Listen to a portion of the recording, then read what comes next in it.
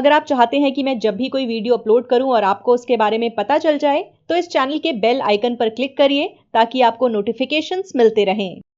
हाय, मैं हूँ Fauzia. House of the dragon George R Martin की लिखी फायर एंड ब्लड पर बेस्ड है। वॉचरोज पर एचबीओ की इस सीरीज के एपिसोड्स और बुक्स के बीच के डिफरेंस पर वीडियोस हैं। Please check out bonus from the books. House of the dragon season 1 episode number 1। कहानी की शुरुआत होती है हैरन हॉल में हो रहे एक ग्रेट काउंसिल से। शो में दिखाया जाता है कि इस दौरान किंग जेहरिस टारगेरियन भी यहाँ पर मौजूद होते हैं, लेकिन किताबों में ऐसा नहीं है। किताबों के हिसाब से ग्रेट काउंसिल की ये बैठक 13 दिनों तक चली थी, जिस दौरान वोट डालने वाले लोगों ने कुल 14 दावेदारों का क्लेम सुना था। इनमें से 9 क्लेम्स को तो फौरन ही खारिज कर दिया गया था। बाद में जब सिर्फ 5 क्लेम बचे तो इनमें से 3 को खारिज किया गया, जिसमें आर्चमेस्टर वेगन थे, प्रिंसेस रेनिस यानी कि राजा की ग्रैंड डॉटर, और फिर इनकी बेटी लायना। इन दोनों के भी क्लेम को खारिज किया गया। एंड में सिर्फ 2 मेजर कैंडिडेट बचे थे, जिसमें थे प्रिंस विसरिस, रेनिस के कजन और जेहरिस के ग्रैंडसन। इसके अलावा रेनिस के बेटे लेनोर वेलेरियन। यानी आखिर की लड़ाई प्रिंस विसरिस और लेनोर वेलेरियन के बीच हुई थी। अच्छा, शो में एलिसेंट हाईटावर को काफी यंग दिखाया गया है। ये hand of the king auto Hightower की बेटी हैं और रेनेरा की दोस्त हैं। शो में ये एज गैप इसलिए कम किया गया है ताकि इनके रिश्ते को ज्यादा मजबूत और ज्यादा क्लोज दिखाया जा सके, लेकिन किताबों में ऐसा कुछ नहीं है। ओके, क्रिस्टन कोल का जो इंट्रोडक्शन है वो भी किताबों में अलग है। शो में हम देखते हैं कि एक टूर्नामेंट में क्रिस्टन कोल प्रिंस डेमन को हराता है और फिर उसे रेनेरा की अटेंशन मिलती है। किताबों में ये होता तो है, लेकिन उस वक्त रेनेरा की उम्र सिर्फ 7 साल थी और ये इवेंट भी बहुत पहले होता है। ये घटना किसी टूर्नामेंट में नहीं होती, बल्कि एक मेली में होती है, जो टर्नी से थोड़ा अलग होते हैं। एक बिल्कुल छोटा सा ब्रेक। मैं वियतनाम गई थी। उस ट्रिप के वीडियोस देखने के लिए आप वॉच रोज व्लॉग्स पर जाएं। लिंक ऊपर भी दिया हुआ है और डिस्क्रिप्शन में भी। किंग विसरिस जब राजा बने थे तब मेडन पूल में एक मैली रखी गई थी और क्रिस्टन कोल उसमें विजेता बनकर उभरे थे। हालांकि शो में राजा विसरिस के बेटा पैदा होने की खुशी में किंग्स लैंडिंग में ये सेलिब्रेशन होता है, तो जगह और वक्त दोनों बदली हुई है। ओके, शो में एमा टारगेरियन को भी थोड़ा ज्यादा जगह दी गई है। बुक में सिर्फ इतना बताया गया है कि वो बच्चा पैदा करते हुए मर जाती हैं, लेकिन शो में उनके कुछ डायलॉग्स हैं। वो रेनेरा को भी कुछ सलाह देती हैं और अपने पति से भी बात करती हैं। ये सारी बातें बुक्स में नहीं है। House of the dragon show में एक चेंज ऐसा है जिसका किताबों में अभी तक सिर्फ इधर उधर थोड़ा बहुत जिक्र है, लेकिन क्लियरली जॉर्ज आर मार्टिन ने कुछ भी नहीं लिखा है। ये एक तरह का सीक्रेट है जो किताबों में अभी रिवील नहीं हुआ है, लेकिन शो में हमें इस बारे में पता चल चुका है। ये अंदर की खबर जॉर्ज आर मार्टिन की तरफ से ही आई है। अब ये क्या सीक्रेट है? एपिसोड 1 के आखिर में हमें दिखाया जाता है कि राजा वेसरिस अपनी बेटी रेनेरा से एक सीक्रेट शेयर करते हैं। सीक्रेट ये होता है कि एगॉन द कॉन्करर जब वेस्टरॉस पहली बार आया तो उसके पीछे एक विजन था लॉन्ग नाइट का। उन्हें अपने ख्वाबों के जरिए व्हाइट वॉकर्स के बारे में पता चल गया था। किताबों में उन्हें अदर्स कहते हैं। तो एगॉन द कॉन्करर को पता था कि दुनिया में व्हाइट वॉकर्स आने वाले हैं, अंधेरा फैलने वाला है और उन्हें वेस्टरॉस जाना चाहिए, टारगेरियंस को राजगद्दी पर बैठना चाहिए और वेस्टरॉस को रूल करना चाहिए, ताकि जब व्हाइट वॉकर्स आए तब टारगेरियंस उनका खात्मा करने के लिए पहले से ही वहां मौजूद हों। गेम ऑफ थ्रोन्स के फाइनल सीजन में हमने यही होते हुए देखा था। तो टारगेरियन रूलर्स को कई जेनरेशन से ये नॉलेज पास ऑन की जा रही थी ताकि वो इस कॉन्टिनेंट को बचा सकें। जॉर्ज आर मार्टिन ने खुद कहा है कि उन्होंने इस बारे में किताबों में इधर उधर थोड़ा बहुत लिखा है, लेकिन उन्होंने इस बारे में अभी तक पूरी तरह से कुछ एक्सप्लेन नहीं किया है। तो house of the dragon show के जरिए हमें किताबों से जुड़ी एक इम्पॉर्टेंट बात पता चली है, जो अभी तक खुद बुक रीडर्स को भी नहीं पता थी। हमें अभी तक यही पता था कि एगॉन द कॉन्करर जब वेस्टरॉस आए तो उसके पीछे बात कुछ और थी। क्या थी वो बातें? जानने के लिए आप ऊपर दिए गए लिंक पर क्लिक कर सकते हैं। सो हाउस ऑफ द ड्रैगन के सीजन 1 का जो सेकेंड एपिसोड है उसका नाम है द रोग प्रिंस। जॉर्ज आर मार्टिन की 2013 में एक किताब आई थी, एक नॉवेला थी, उसका भी यही नाम था। ये किताब डेमन टारगेरियन के बारे में थी। इस छोटी सी कहानी को बाद में 2018 में आई फायर एंड ब्लड में शामिल किया गया। द रोक प्रिंस नाम का ये एपिसोड फायर एंड ब्लड के लगभग 3 पेजेस अडेप्ट करता है। ओके, तो शो में प्रिंसेस रेनिस और लॉर्ड कॉर्लिस वेलेरियन की बेटी लेडी लाइना वेलेरियन अभी तक ड्रैगन राइडर नहीं बनी हैं। बुक्स में भी कुछ ऐसा ही होता है। जब वो 12 साल की थीं, उन्हें किंग विसरस की नई ब्राइड के तौर पर कंसिडर किया जा रहा था। शो में इस रिश्ते के आइडिया से ही विसरस काफी अनकंफर्टेबल हैं। एक और बात, फायर एंड ब्लड में 12 साल की लाइना के बारे में कुछ लिखा गया है, यही कि she is more fond of flying than boys, यानी उसे लड़कों से ज्यादा उड़ने में शौक है। सो शो में लाइना और विसरस की मीटिंग के दौरान हमें 12 साल की ये छोटी सी बच्ची विसरस से बेलेरियन द ब्लैक ड्रेड और फिर वगार के बारे में पूछती हुई दिखती है। एंड इंटरेस्टिंगली, बड़ी होकर वो खुद वगार यानी सबसे बड़े जिंदा ड्रैगन को राइड करती है। इस एपिसोड में लाइना के पिता कॉर्लिस वेलेरियन ने हाउस टारगेरियन और वेलेरियन घराने को 2 ग्रेट सर्वाइविंग वेलेरियन हाउसेस कहा है। किताबों में एक और वेस्टरोसी नोबल हाउस है जो वेलेरियन एंसेस्ट्री रखता है, यानी उसकी रगों में वेलेरियन ब्लड है, और ये है हाउस केल्टिगर। एक इंटरव्यू में शो मेकर्स ने एक्सप्लेन किया था कि कॉर्लिस ने उस पर्टिकुलर सीन में इस छोटे से हाउस को नज़रअंदाज क्यों किया, ताकि वो अपने घराने के नाम को टारगेरियन घराने से कंपेयर कर सकें। सो सिचुएशन में कन्वीनियंटली वो हाउस केल्टिगर के बारे में भूल गए। वैसे इस हाउस के मेंबर्स शो में आगे नजर आएंगे।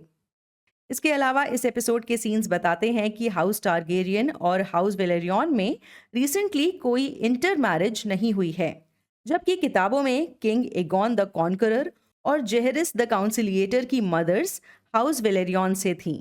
खुद एगॉन, जो हिस्ट्री में एगॉन द कॉन्करर और एगॉन द ड्रैगन के नाम से जाना गया, ड्रैगन स्टोन पर 27 BC में पैदा हुआ था। वो एरायन, लॉर्ड ऑफ ड्रैगनस्टोन और लेडी वेलाइना ऑफ हाउस वेलेरियन का बेटा था। लेडी वेलाइना खुद हाफ टारगेरियन थी। ओके, शो में हमें पता चलता है कि प्रिंस डेमन 6 महीने से ड्रैगन स्टोन पर कैंपिंग कर रहा है। वो ऐलान करता है कि वो उसके होने वाले बच्चे को ड्रैगन एग देगा। शो में मेजर डिफरेंस ये है कि मिसेरिया वाकई प्रेग्नेंट नहीं है। ये सब डेमन का एक नाटक है ताकि उसे अपने बड़े भाई की अटेंशन मिल सके। मिसेरिया को तो ये सब पता ही नहीं होता कि डेमन ने उससे शादी का कोई प्लान अनाउंस किया है। डेमन सिर्फ ये चाहता था कि ये खबर इतनी स्कैंडलस हो कि विसरस उससे बात करना चाहे। जब मिसेरिया और डेमन अकेले में बात करते हैं तब मिसेरिया उससे काफी नाराज होती है, क्योंकि ऐसी खबर से उसकी जान को खतरा हो सकता है। शो के जरिए हमें मिसेरिया के बारे में और भी बातें पता चलती हैं, जैसे वो अपनी मर्जी के खिलाफ सेक्स वर्कर बनाई गई।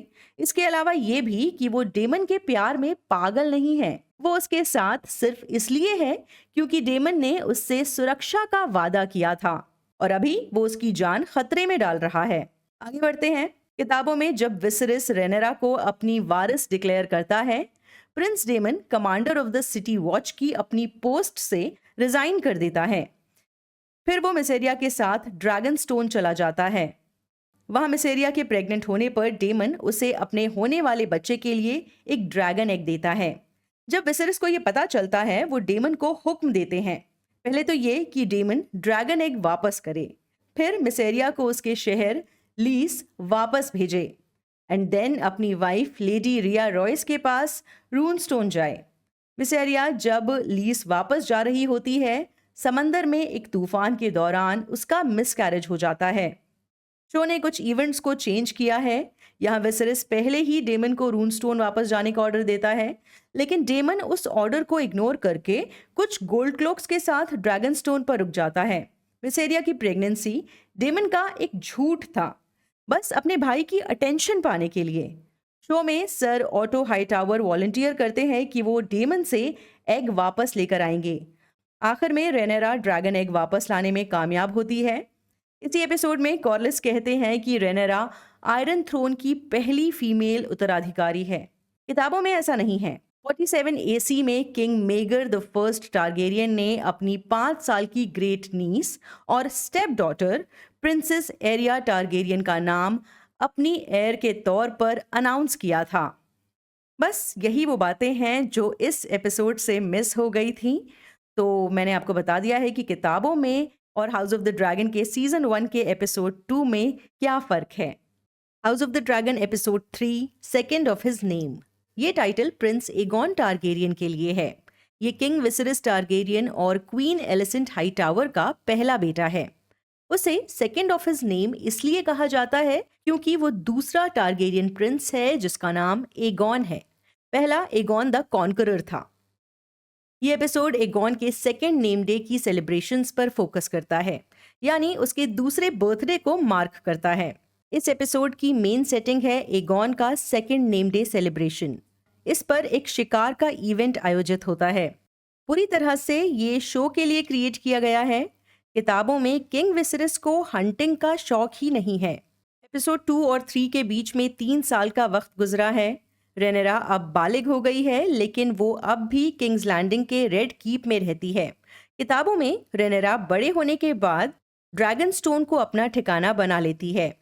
सो बाय दिस टाइम वो अपने पापा के साथ किंग्स लैंडिंग में रहती ही नहीं है। और भी कुछ चीज़ें हैं जो किताबों से अलग हैं, जैसे वेमन विलेरियन लॉर्ड कॉर्लिस विलेरियन का सबसे बड़ा भतीजा है, जबकि शो में उसे उसका छोटा भाई दिखाया गया है।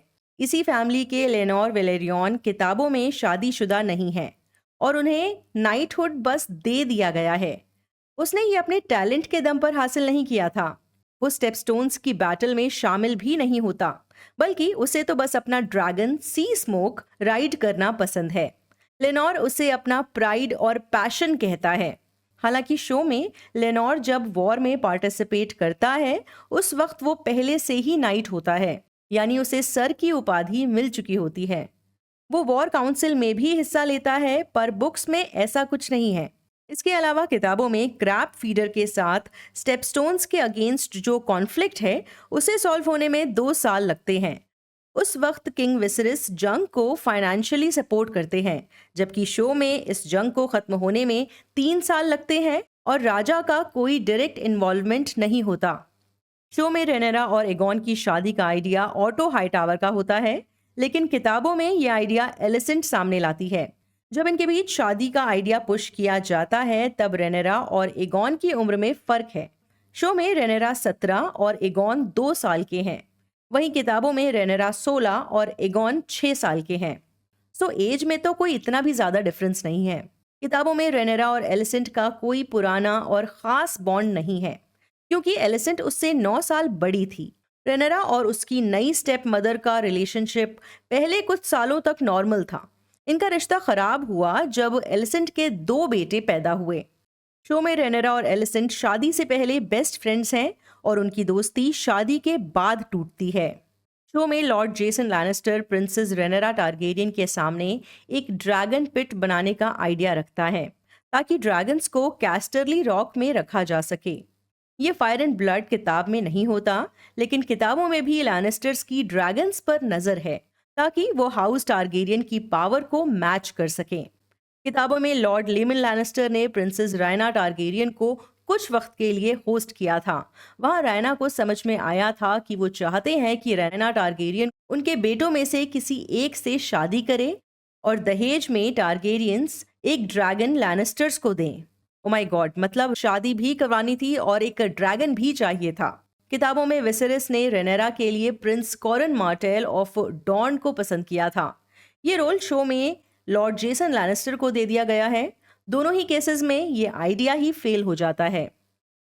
आई होप आपको ये वीडियो अच्छा लगा हो। अगर पसंद आया है तो लाइक कर दीजिए, और इस सीरीज़ के और भी वीडियोस हैं, उन्हें देखने के लिए आप प्लेलिस्ट प्ले कर सकते हैं, ऑन कर सकते हैं। और कई लोग हैं जिनको मेरे वीडियोस अपलोड करने पर नोटिफिकेशन नहीं मिलता, तो ऐसे लोग अपना बेल बटन जो है वो एक बार ऑन ऑफ करके देख लें, और अगर आपने अभी तक बेल आइकन प्रेस नहीं किया है तो ऑन कर लें। बाय।